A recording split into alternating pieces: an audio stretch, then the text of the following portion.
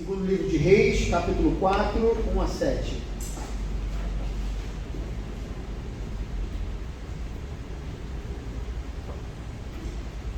E a palavra do Senhor nos diz o seguinte: certo dia, uma mulher de um dos discípulos dos profetas foi falar a Eliseu: teu servo, meu marido, morreu, e tu sabes que ele temia o Senhor.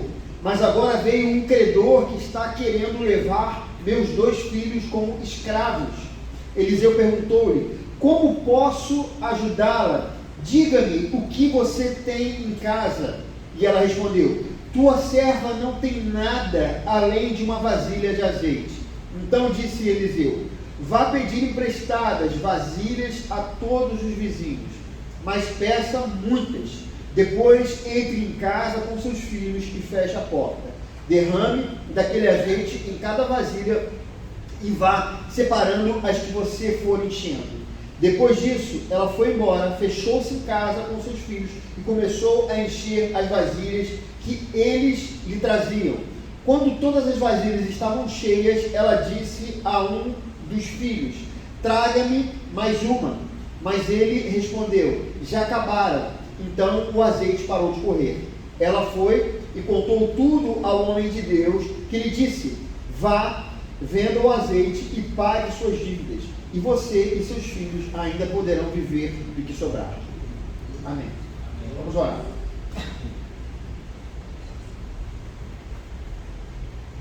Senhor, nós nesse momento pedimos a Ti que o Senhor possa nos guiar, nos dirigir no entendimento dessa palavra. Nós precisamos compreender o que o Senhor tem para nós, porque quando nós não conhecemos a Sua vontade, quando nós não conhecemos a Tua palavra, nós nos perdemos, e nós não queremos nos perder nessa vida, no mundo. Nós queremos continuar vendo a Jesus Cristo, caminhando em direção a Ele. Cuida de nós, no nome de Jesus. Amém. Amém. Irmãos, podem se assentar.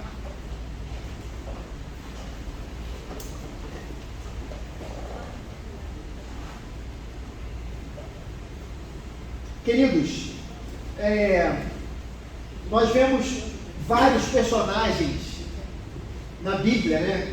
São personagens muito conhecidos. Alguns desses personagens, eles se destacam, né? No Antigo Testamento, por exemplo, nós temos Moisés, é uma pessoa de muito destaque.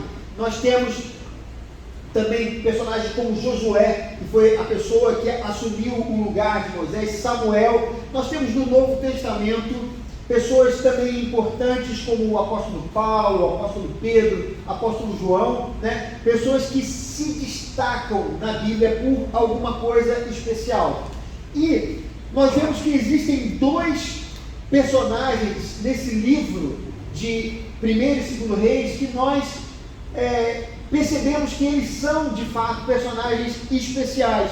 E entre eles nós vemos Elias, né, que nós lemos sobre ele nessa semana, e essa semana também nos trouxe a história de Eliseu, que foi aquele que substituiu o profeta Elias. Elias foi um homem poderoso em palavra e em milagres. Isso foi muito importante no momento em que Israel estava se distanciando do Senhor. Antes de mais nada, nós precisamos entender como estava a nação de Israel e por que foi necessário que os profetas surgissem, porque até então nós não tínhamos um destaque. A Bíblia não dava um destaque para esses personagens chamados profetas. Por mais que os profetas já existissem desde a época de Moisés, eles não se tornaram fortes ou se tornaram personagens de destaque como a partir dos livros de Reis. E isso porque foi necessário. Os profetas, eles não falavam por si só, eles falavam em lugar de alguém, eles falavam no lugar de Deus, eles falavam baseados na lei de Deus que foi dada ao povo. E aqui esse momento era um momento necessário, um momento cuja voz de Deus não estava sendo ouvida pelas pessoas. Se nós voltarmos um pouquinho à história da nação, nós vamos ver que Davi, ele transformou Israel numa grande nação, porque ela era apenas um conglomerado de tribos, né? E aí Davi, ele conseguiu unificar a nação, e essa nação se tornou uma grande nação a partir do momento em que seu filho Salomão, ele assumiu o reino. Mas o filho de Salomão não tinha tanta habilidade, e ele acabou causando um racha na nação. Então o que nós vimos é que, na verdade, Israel se dividiu em duas nações diferentes. Muitas vezes nós, quando lemos, fazemos uma leitura rápida do livro de Reis, nós não entendemos muito bem isso, mas há uma divisão. Israel se divide em duas partes. Se divide no Reino do Norte, também chamado Israel, e o Reino do Sul, chamado Judá. O Reino do Sul, ele continuou tendo a mesma linhagem de reis dos descendentes de Davi. E eles, por muito tempo, seguiram fiéis ao Senhor, ainda que não perfeitamente, mas eles seguiram fiéis ao Senhor. Já o Reino do Norte, conhecido como Israel, ele logo se distanciou do Senhor. E é sobre esse Reino do Norte que nós vamos falar nessa manhã. Assim que houve a divisão dos dois reinos, havia um rei que assumiu a governança, ele assumiu o governo desse Reino do Norte, e ele recebeu a mesma promessa que Davi havia recebido. Se ele fosse fiel ao Senhor, à lei de Deus, que a sua descendência, ela se perpetuaria. Deus o abençoaria e ele teria um descendente. A promessa de Davi não foi diferente da promessa de Jeroboão. Mas esse rei, em vez de confiar no Senhor, como Davi fez, ele temeu. Ele achou que, se as pessoas fossem a Jerusalém para adorar, porque Jerusalém havia ficado do outro lado, na outra nação, em Judá, se as pessoas saíssem de lá e fossem para Jerusalém, elas iam gostar e elas iam ficar lá, e elas não voltariam, o seu reino ficaria vazio. Qual foi a brilhante ideia dele? Eu vou fazer o seguinte, eu vou construir 2 bezerros de ouro, iguais àqueles do Egito, da época de Moisés. Eu vou colocar em 2 cidades, e aí ninguém vai precisar ir para Jerusalém para adorar, porque eles vão nessa cidade. O que ele queria fazer era uma representação de Deus. Ele não queria criar uma nova religião. Não era, o objetivo dele não era fazer uma espécie de um novo Deus ou uma nova idolatria, mas a ideia dele era fazer com que Israel fosse a essas cidades adorar. E o que aconteceu com essas cidades, queridos? Simplesmente as pessoas começaram a ir para elas, para adorar do lugar errado, da forma errada, fazendo com que aquele mandamento do qual Deus não podia, imagem de escultura, não poderia representar a Deus que está lá nos 10 mandamentos, aquilo fosse quebrado. E o grande problema foi que um erro foi levando ao outro. Logo, Israel, Reino do Norte, começou naquele culto ao bezerro de ouro. Logo eles passaram a prestar também culto aos deuses, aos ídolos de Canaã, e o Reino do Norte, Israel, foi se distanciando rapidamente do Senhor.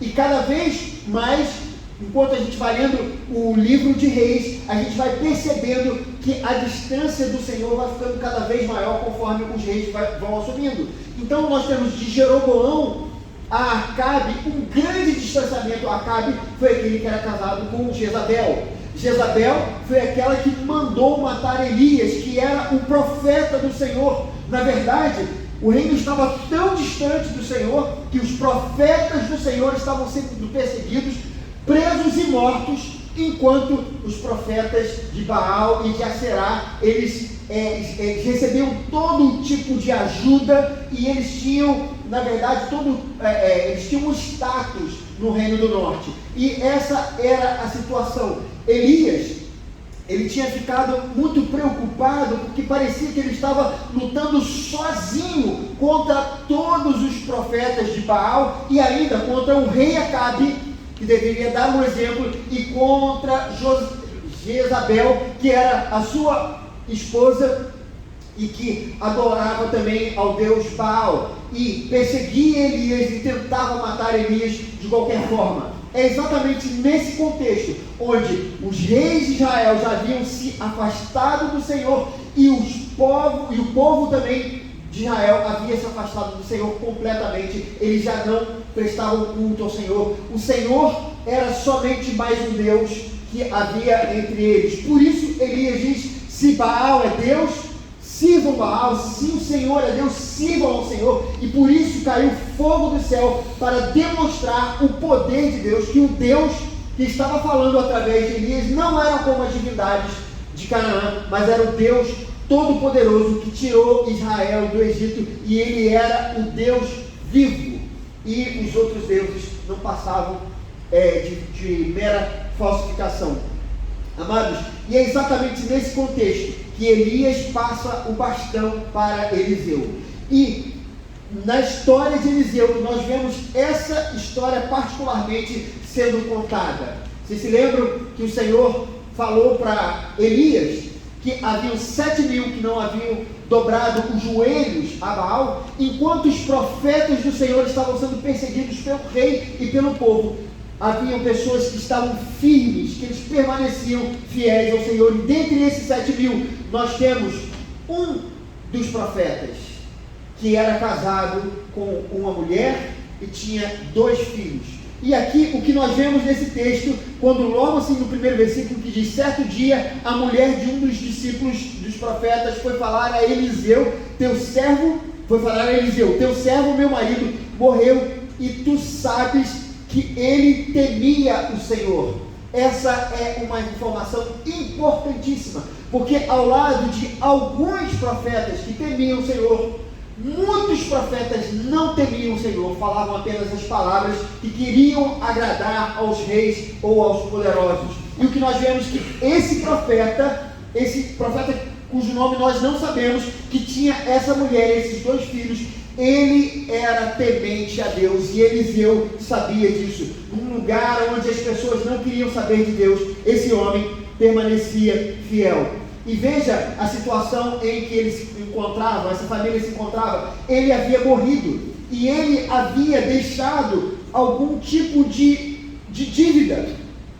E a lei, queridos, era muito objetiva com relação a isso. Se alguém tivesse alguma dívida e não tinha como pagar, se ele não tinha recursos financeiros ou outros recursos para pagar, ele poderia pagar com o próprio trabalho. Olha que interessante. Às vezes a gente olha, não, a pessoa ela se tornava escrava, para poder pagar uma dívida. Não, ele não podia. Sabe aquela história de lavar o prato? A gente vai pagar a conta do restaurante e não tem dinheiro, aí, lava o prato, você paga a sua conta lavando o prato, Não sei se vocês já viram essa brincadeira que se faz, mas é mais ou menos isso. A pessoa que não tinha condição, que tinha empobrecido por alguma coisa, ele poderia quitar a sua dívida, ficar livre da sua dívida através do seu trabalho. Mas não pense que a escravidão em Israel era para a vida toda. Não é a visão que nós temos de escravo, essa que a lei de Deus falava, mas era durante 7 anos. Eu servia durante 7 anos e eu pagava a minha dívida através desse recurso. O problema é que Israel não estava obedecendo a lei do Senhor como deveria. O povo havia abandonado o Senhor na maneira como eles tratavam uns aos outros. Se nós formos ao profeta Isaías, por exemplo, nós vamos ver que logo no primeiro capítulo, ele está falando do povo de Israel que prestava culto a Deus, mas na verdade a verdadeira religião eles não praticavam, que era amar as pessoas, era respeitar, temer a Deus e amar as pessoas, cuidar dos órfãos e das viúvas. A gente sabe que se eles caíssem nessa situação, se essa família fosse entregue a esse sistema, eles seriam escravizados para o resto da vida e jamais receberiam a sua liberdade, porque Israel havia abandonado o temor ao Senhor, porque Israel não cumpria mais a lei como deveria. E essa mulher, queridos, ela diz para Eliseu que ela não tinha como pagar qualquer coisa, porque ela não tinha nada. Elias pergunta, o que você tem em casa, como eu posso ajudá-la? E ela diz, tua serva não tem nada além de uma vasilha de azeite. E isso porque, irmãos, na verdade, os profetas do Senhor estavam sendo perseguidos, como nós vimos na história, como eu falei na história de Jezabel.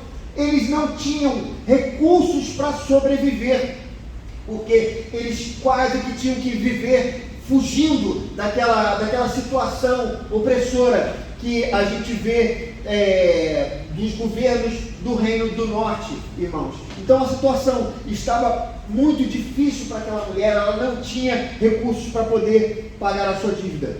E aí acontece uma coisa: o profeta Eliseu, ele que tinha feito vários milagres, né, à frente dos povos, assim como Elias também fez vários milagres à frente dos povos, ele pede para que aquela mulher se feche, ela fechasse a sua porta e que ela seguisse aquele procedimento de pedir as vasilhas dos vizinhos emprestados, que ela pudesse encher a vasilha que foi emprestada com a única vasilha de azeite que ela tinha, e aí ela ia derramando o azeite sobre as vasilhas, e as vasilhas foram enchendo, e todas as vasilhas, é importante, ele diz, né, vá, pegue vasilhas, mas pegue muitas vasilhas, né? Ela só tinha uma, e de alguma maneira aquilo foi se multiplicando, e ela encheu aquelas muitas vasilhas. Na última vasilha, o azeite ele parou de ser multiplicado, e o profeta disse para ela naquele momento: pague as suas dívidas com o que você tem, né? E depois vocês poderão viver do que sobrar. Queridos, que história impressionante essa, né? Como a gente fica confortado quando a gente vê uma história como essa, porque nos toca muito o coração de ver uma mulher que vivia de fato num contexto muito difícil, porque ela temia ao Senhor. Um contexto onde a lei de Deus, que protegia as mulheres, protegia os órfãos, protegiam as viúvas, não estava sendo respeitada pelas pessoas.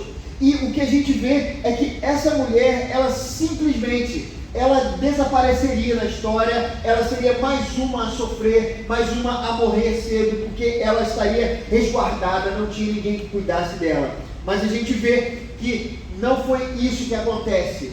O Senhor, Ele guardou aquela mulher, e Ele guardou os filhos daquela mulher, porque o marido daquela mulher, ele era temente ao Senhor. Deus havia prometido bênçãos para a nação de Israel, se eles temessem ao Senhor e se eles guardassem a lei de Deus. Se isso não acontecesse, eles provariam fome, eles provariam todo tipo de flagelo, seriam invadidos pelos inimigos. É isso o que acontece no momento ali da aliança. Mas todas as vezes que o povo de Israel obedeceu e temeu ao Senhor, eles foram abençoados, e isso está muito claro na história de Davi e de Salomão. A prosperidade que Salomão provou não foi acaso, não foi porque ele era um bom gestor, mas porque Davi foi um homem segundo o coração de Deus, um homem que amava a lei de Deus e alguém que se importava em servir ao Senhor, e consequentemente ele foi abençoado, o seu reino foi abençoado, porque ele era um homem temente, seu filho também recebeu as bênçãos disso. Queridos, e o que nós vemos é que o Reino do Norte se distanciou do Senhor, e por isso estava passando por vários flagelos, várias situações muito difíceis. No entanto, o Senhor, Ele havia prometido guardar e abençoar aqueles que tivessem uma aliança com Ele, e essa família tinha uma aliança com Deus. Por mais que Israel tivesse abandonado o Senhor, essa família não dobrou os seus joelhos a Baal, eles permaneciam fiéis. Queridos, que coisa importante, porque nos dias de hoje nós temos visto muito isso acontecer. Nós temos visto cada vez mais o Evangelho ser menosprezado pelas pessoas. Quando nós dizemos que somos cristãos, quando nós falamos da nossa experiência de fé, parece que em algumas situações nós somos colocados meio de lado. Parece que nós somos cidadãos de segunda classe. Isso porque nós vivemos num contexto onde tudo é aceito. Você pode ser o que você quiser, menos ser seguidor de Jesus Cristo, né? Parece que o Evangelho nos torna intolerantes com as pessoas, como nós sabemos que é na verdade o contrário. Jesus nos mandou amar todas as pessoas, aceitar as pessoas como elas são, e por mais que existam pessoas que não vivam o Evangelho e que escandalizem o Evangelho porque simplesmente vivem o Evangelho de uma maneira, queridos, que não deveria ser, que não amem as pessoas, mas vivem de modo religioso. Nós sabemos que não é assim. O verdadeiro cristão, ele ama as pessoas e nós aceitamos as pessoas do jeito que são, mas nós não concordamos com o pecado. Nós entendemos que Jesus Cristo é o único caminho, verdade e vida, e ninguém vai ao Pai senão através dele. Ter a nossa convicção não faz com que nós rejeitemos as pessoas, mas as pessoas nos rejeitam porque diz que nós temos que aceitar que todos os caminhos levam a Deus, quando na verdade não levam a Deus. E por isso, queridos, nós ficamos numa situação muito complicada. Nem sempre nós somos aceitos, nem sempre nós vivemos situações confortáveis na nossa vida, mas nós precisamos continuar temendo ao Senhor, nós precisamos continuar crendo no Senhor, nós precisamos continuar entendendo que não importa o que aconteça, nós vamos permanecer naquilo que o Senhor nos chamou. Principalmente, queridos, no momento onde a gente também vê que as leis não têm sido seguidas como deveriam. Muitas vezes nós nos sentimos inseguros com relação ao nosso futuro. Será que o cristão vai continuar sendo cristão daqui a alguns anos? Não sei dizer, porque quando eu era jovem, eu jamais poderia imaginar que nós chegaríamos em situações como essa, onde na verdade as nossas convicções, elas têm sido colocadas em xeque pelas pessoas.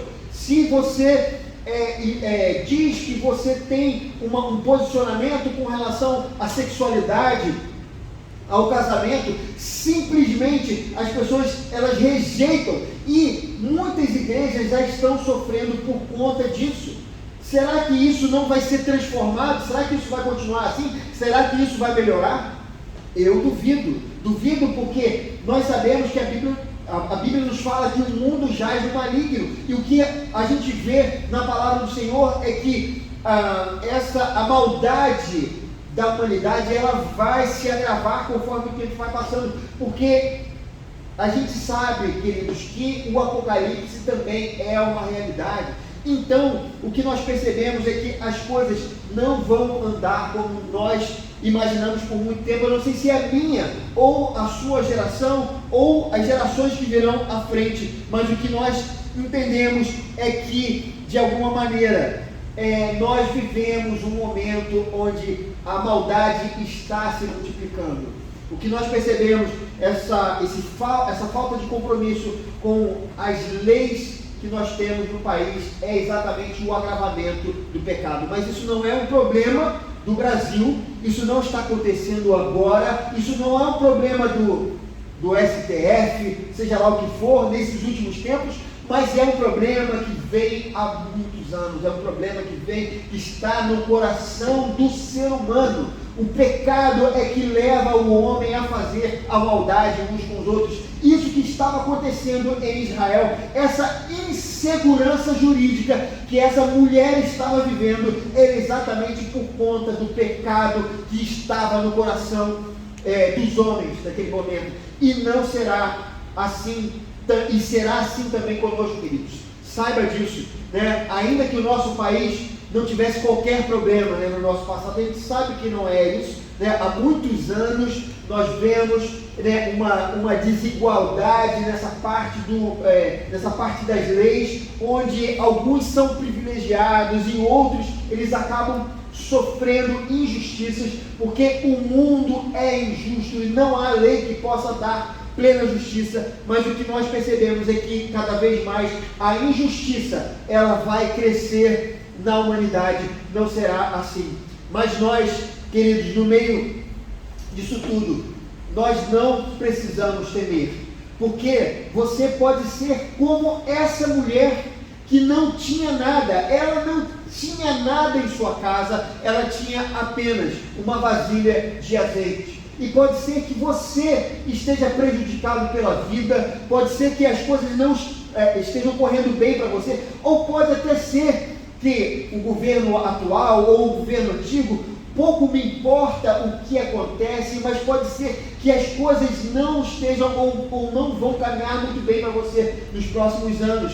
Mas a questão é que não importa o que vai acontecer, o Senhor, Ele vai multiplicar os recursos daqueles que são tementes ao Senhor. Queridos, não se preocupe com o futuro, não se preocupe com o caminho que o mundo está tomando, ou seja lá o que vai acontecer conosco. A nossa confiança nunca esteve no governo anterior ou no próximo governo, ou nas entidades que nós vemos, a ONU, ou seja lá na OMS, ou seja lá qualquer outra coisa. A nossa confiança, a nossa segurança está no Senhor. Ele é aquele que tem um pacto, ele tem uma aliança com você, e a partir do momento em que nós somos fiéis a Ele, Ele cumpre a sua promessa. Não é, queridos, que você vai ser perfeito, porque é impossível que sejamos perfeitos. Nós erramos, nós vacilamos, nós não temos condição de seguir o Senhor como deveria. No entanto, o que nós sabemos é que o nosso Deus é um Deus amoroso e perdoador, e todas as vezes que nós reconhecemos as nossas falhas e fazemos como Davi, reconhecendo os nossos pecados, o Senhor nos aceita. Essa aliança, ela continua valendo para cada um de nós. Então, saiba do seguinte: não importa o que você está vivendo, não importa o que vai acontecer com você no futuro, não importa se daqui a 4 anos as conjunturas vão mudar para outra coisa completamente diferente, não importa, permaneça firme nessa aliança, porque nessa aliança o Senhor vai guardar você e vai guardar também a sua família. E é exatamente nesse contexto, Felipe, que nós vamos batizar a Ana May na próxima semana, porque ela pertence a essa aliança.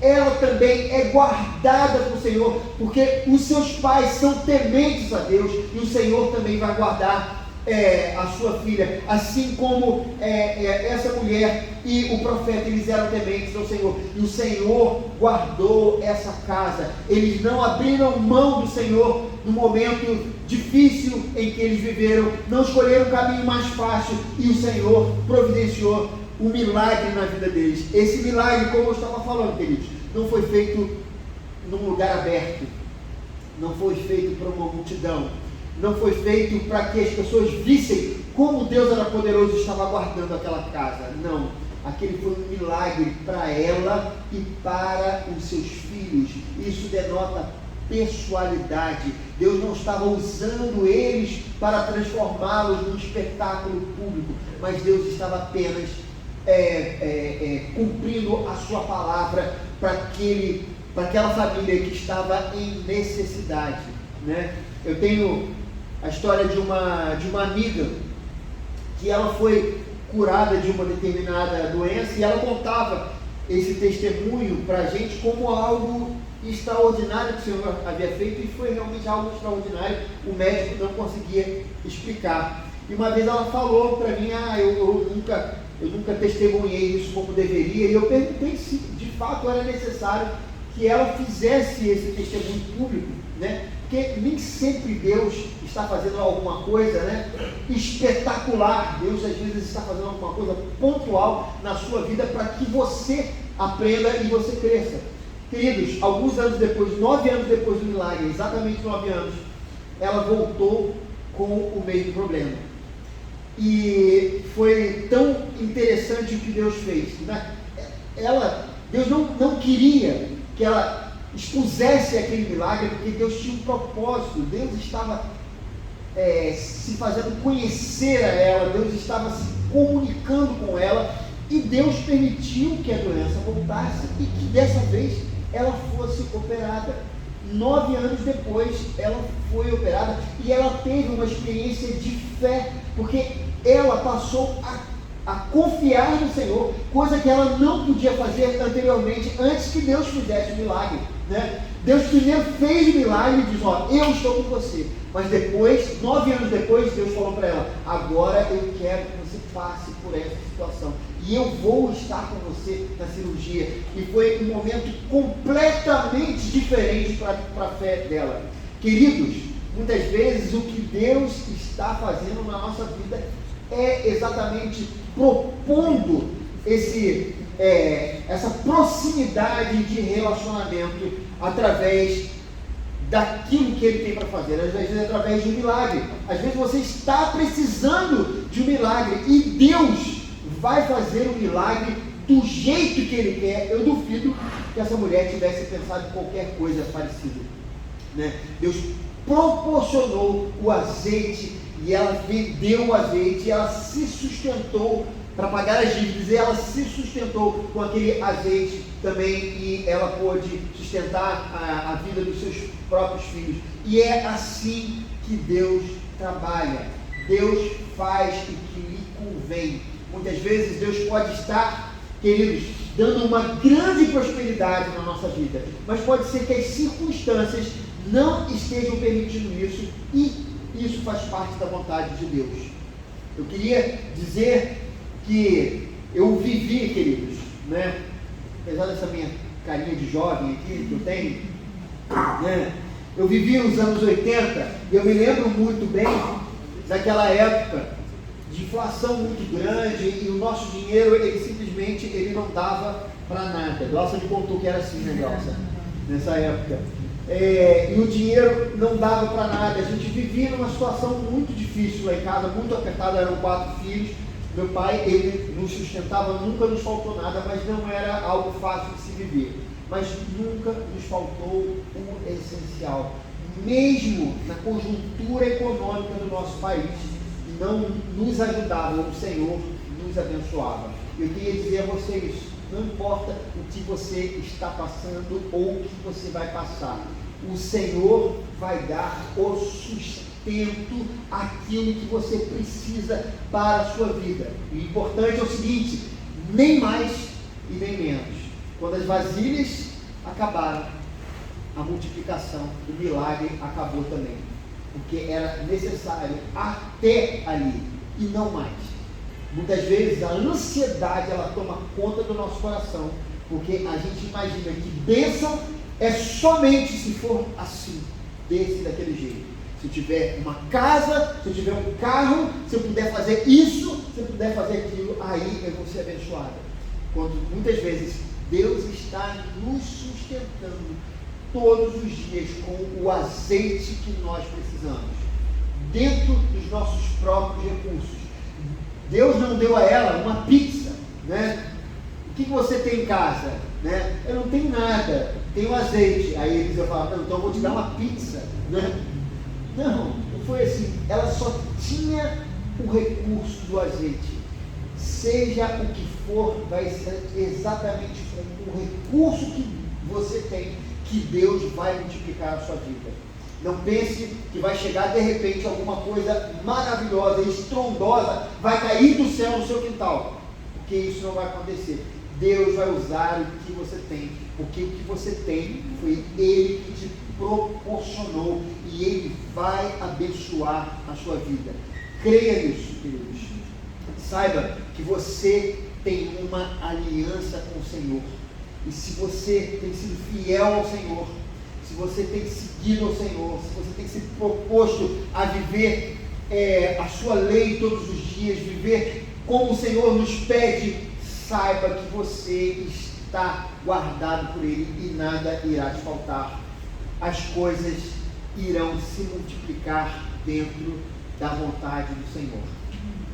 Que Ele abençoe a sua vida e que Ele multiplique tudo o que é necessário na sua semana, e durante os dias que estão por vir. Que o Senhor te abençoe em nome de Jesus. Amém. Vamos orar nesse momento. Vou chamar os irmãos aqui do louvor.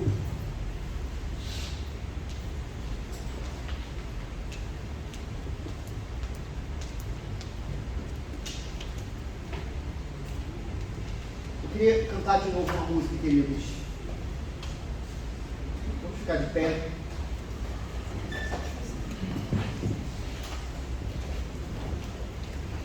Nós precisamos nos lembrar a verdadeira satisfação na nossa vida, o que de fato nos dá alegria. Nós precisamos parar de olhar para o mundo, para as coisas do mundo, como se só isso valesse a pena. Satisfação é ter a Cristo. Não há nada melhor do que isso. Vamos cantar com o nosso coração agora.